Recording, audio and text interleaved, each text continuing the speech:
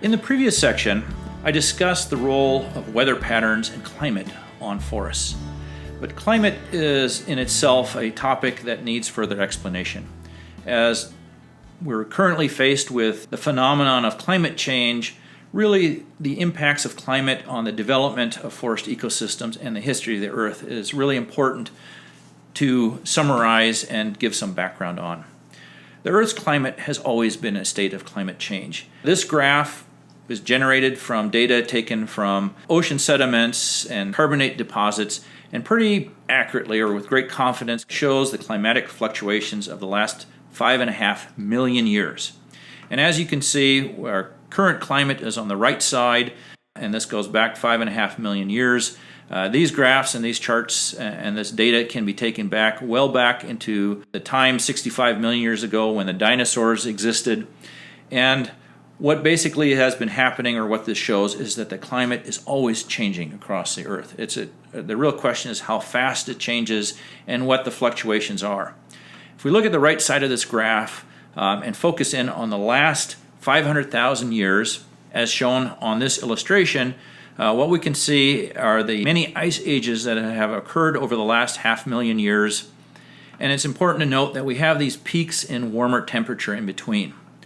Our current climate, or what's considered stable climate period, is represented only by the short warm period on the right side of this graph. Now, anthropologically, we know that humans have existed somewhere close to 100,000 years. So really, humans, or modern humans as we consider them, have only existed across this last ice age and this last warm period. If I take the last 15,000 years represented by this little box on the right side of this graph and expand it, you can see more dramatically how our climate has transitioned from an ice age period to our current 10,000 years stable climatic period. However, it's also important to note that of this last 10,000 years, the first 8,000 years, until about 0 AD as it's often considered, was significantly warmer than it is now. This is really important when we want to track how forests developed across our landscape, because these warmer, drier periods excluded forests from much of western Montana. Now, also you notice on this graph what's known as the Roman and the medieval warm periods. If we move to another graph that better shows the development of human civilization with climate, and important to note on this horizontal scale is on a logarithmic scale. This means that this area known as the Holocene optimum on this graph represents 8,000 years, whereas to the right of this graph is only the last 2,000 years. What also might be noticed on here is that those first 8,000 years were significantly warmer and perhaps drier than our contemporary climate is today. This coincides with human development. As mentioned earlier, one might ask the question, if humans have existed for 100,000 years, why is it that arguably we've only been able to flourish as a society for the last 2,000 years? Anthropologists have concluded that it really was the emergence of agriculture that was allowed by a more stable climatic period that allowed societies to develop, because by farming we were able to provide with enough food that we were allowed to think about things other than just finding enough to eat. This allowed for the development of art and music and science, which has provided us with a better capacity to understand natural phenomenon. So if we look at this graph in the context of forests across the northern Rockies, we can see that really the first 8,000 years of this relatively stable climatic period was marked by warmer and drier temperatures than we have now, our current temperature shown on the right side of this graph. With moisture and temperature playing an important role in forest development, we could speculate based simply on this climatic graph that forests as we know it across the northern Rockies really didn't exist until arguably 2,000 years ago, when our climate cooled enough to allow for greater moisture to support trees. This was separated or ended with what's known as the medieval warm period. This is when the Vikings colonized Greenland and Iceland, and when northern European cultures flourished. At the same time, Middle Eastern and Mediterranean cultures were struck by famine because this rising in temperature also resulted in drought and massive crop failures on their part. This whole medieval warm period ended roughly 1,000 to 800 years ago when we went into what's known as the mini ice age. Interestingly, church records and historical records show that about 75% of the northern European population died when we transitioned from the medieval warm period into the mini ice age due to massive crop failures. This is also, however, when forests in the northern Rockies began to flourish. This can be further documented by some more recent research that has looked at pollen analysis from lake sediments across western Montana. Lake sediments are unique timekeepers because as events occur on the landscape, such as spring flowering, the pollen released by these flowers lands on lakes and is deposited with other sediment, often mineral sediment from spring snowmelt, and forms distinct layers in lake bottoms. The team at Montana State University, led by Kathy Whitlock, has examined many lake sediments across western Montana to recreate a vegetative history across the northern Rockies. This particular data set comes from Foy's Lake, which is just outside of Kalispell, and gives us a rather unique and remarkable history of vegetation across the northern Rockies. What I would like to draw your attention to is, first of all, the leftmost column that shows time since presence, starting at 0, which was a couple years ago when this work was published, all the way back to 13,000 years ago. So this lake sediment core represents a history of vegetation across the northern Rockies for the last 13,000 years. These black columns here on this graph demonstrate or represent how much pollen for particular species was found in these lake core sediments. And so what I would like to draw your attention to here is Pseudotsuga and larch. This is Douglas fir and western larch in its Latin nomenclature. And interestingly enough, the width of the black line on this graph is how much pollen was found in the lake sediment and is a proxy for how many of these trees occurred on the landscape. The wider the black column on here, the more pollen was found, and therefore it can be concluded the more of these tree species occurred across the landscape. What is remarkable from this data set is if we look at Douglas fir and larch and track its abundance down to where it really started to occur as an abundant species across the landscape, that roughly occurs 2,000 years ago. This was the start of the first cool wet period in that climatic graph that we previously looked at. What you'll also see is that this species flourished until roughly 1,000 years ago when it again declined, which is equivalent to the medieval warm period. Since the climate got warmer at that period of time, we can also make the assumption that drought was prevalent and this species that requires a certain amount of moisture died off across much of the landscape. Perhaps also this phenomenon of die-off was enhanced by fire. If we look at the very far side of this graph, we see episodic fire frequency. We also see that with the start of the medieval optimum, fires became much more prevalent across these landscapes, perhaps enhancing the decline of certain tree species. So really, when we think about the forests across the northern Rockies, this data shows us remarkable evidence that the expansiveness of the forests that we see now and the species distribution really started 2,000 years ago, which is, for tree lifespans, is a very short period of time. And that actually, after the medieval optimum, 800 years ago, is when the current forests that we see across these landscapes really developed. It was the longest cool wet period that allowed trees to grow into former grasslands.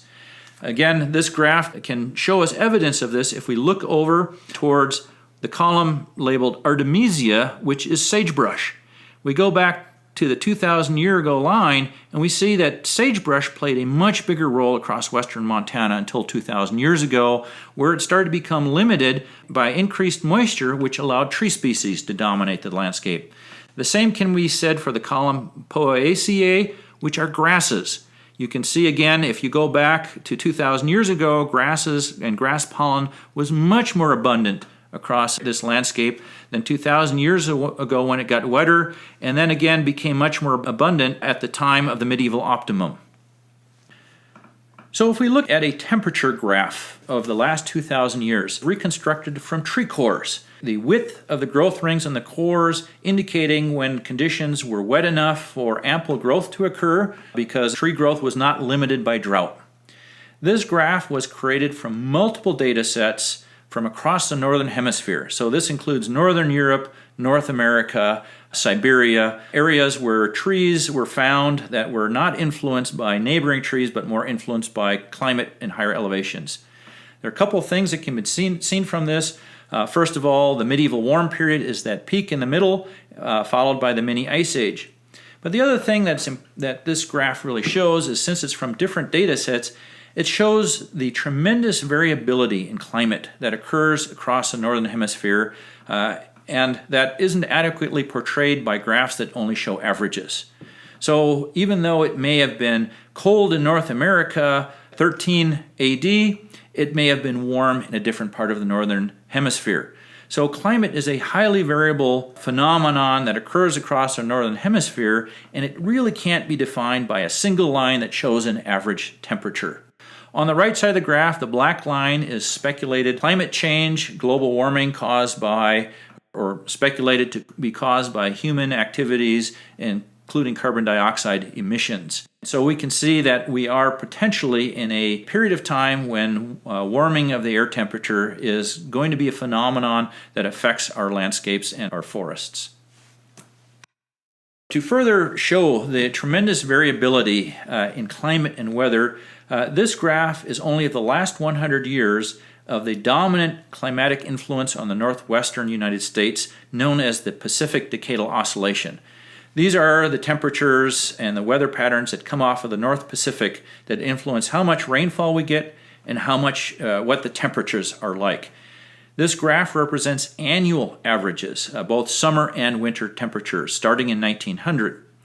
And so what's evident on this graph is that the black line, which is the average, does not adequately represent the maximums and the minimums of temperatures. And this is very important because maximum and minimum temperatures are the factors that determine a plant species distribution and growth rate. So where a tree grows is not necessarily determined by the average temperature, but by the maximum cold and the maximum heat that site may actually experience during a time. What's also shown here is that from 1940 until 1980, we experienced a prolonged cool wet period surrounded by hotter dry periods across the northern Rockies. So we have these tremendous climatic fluctuations that occur at micro scales and at macro scales. So across thousands of years, the trends, and across tens of years or single years, this graph helps show us that climatic variability is really a normal feature of northern Rockies and northwest ecosystems. These following depictions kind of demonstrate what we've learned about climate and weather patterns over the last 20 years, where we've made tremendous advances. We've learned that it's really oceanic bodies that dictate weather patterns and climate across continental masses. Here, Pacific Decadal Oscillation is really the northern Pacific surface temperatures. What's known as El Nino or Southern Oscillation is equatorial waters on the Pacific, but we're also influenced by Atlantic multidecadal oscillation and Arctic oscillation. So it's really the large water bodies that largely determine how climate and weather patterns occur. Here, just a closer depiction of ocean temperatures and how ocean surface temperatures will vary across wide expanses, and how these ocean temperatures in turn influence climatic patterns. When we experience a warm phase across the northwestern United States from Pacific Decadal Oscillation, actually the North Pacific is cold, which creates a low pressure circulating counterclockwise, which draws warm air from California up across Montana. Quite the opposite, when we experience a cool phase, northern Pacific Ocean temperatures are warm, which support a high pressure system which circulates clockwise, and that clockwise circulation draws cold air down across Montana from Canada. If we look at Pacific Decadal Oscillation and its influence on our forests, here's a graph that shows the last 450 years of climatic variability across the northwestern United States. Above the line 0 is the warm phase, below the line is the cool phase. Now remember, these represent average temperatures, not annual extremes. But even these average temperatures can tell us a lot. From 1945 approximately until the late 1970s is one of the longest cool wet stretches in the Pacific Decadal Oscillation of the last 450 years. And with a long cool wet stretch comes more moisture, which would have had profound effects on our forests as well. Now, when a separate data set that looked at extreme fire years is superimposed upon this, represented by these years. The years 1802 all the way through 2003 were determined to be extreme fire years based on fire scars occurring on trees across the entire northwestern United States. So in other words, in 1802, forests in Montana burned, forests in Idaho burned, forests in Oregon burned, forests in Washington burned, indicating to us that it was a really bad fire year. You will notice that 2000, 2001, 2002, 2003 are on this data set because those were also years when much of the Northwest supported large landscape level wildfires. If we superimpose these years onto our climatic graph, we can see that climate has a profound effect on fire, that when we have a hot, dry summer, or actually a series of hot, dry years, we tend to have larger landscape level fire events. And this makes perfect sense because it typically takes a landscape several years to dry out. So several years of drought will create larger wildfire events across the landscape or enable larger wildfire events. You'll also notice that when we have cool, wet periods, we do not have these landscape level fire histories. This is particularly important if we look at the last century of the role that fire and human interactions occurred across the northern Rockies. For example, if we look at historic photos, this one taken in 1888 by W.H. Kolb of the east side of the Judith Mountains being located in central Montana.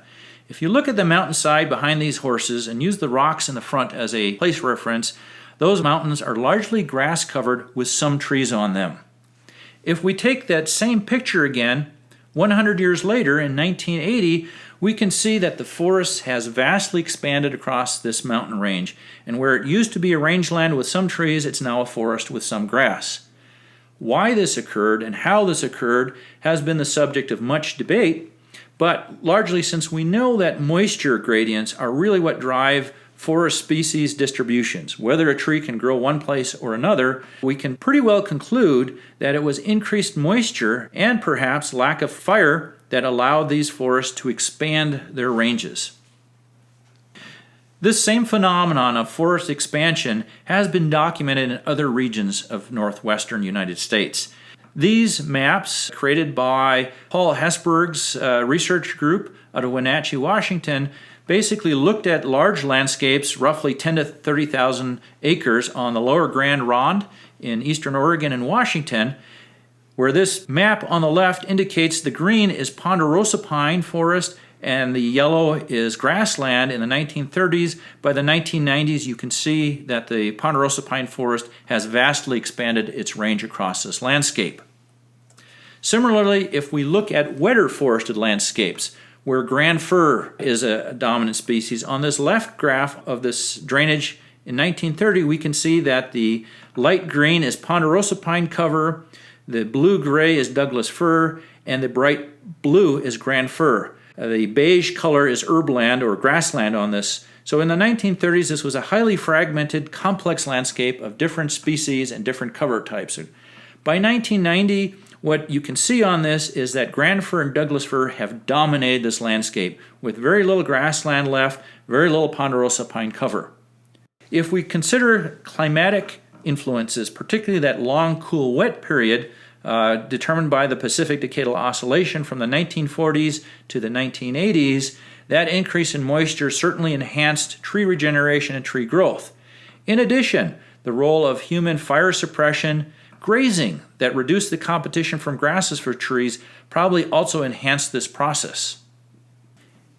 Any landscape across the northern Rockies that's covered in forest has a certain history of past disturbance and growth rates on it.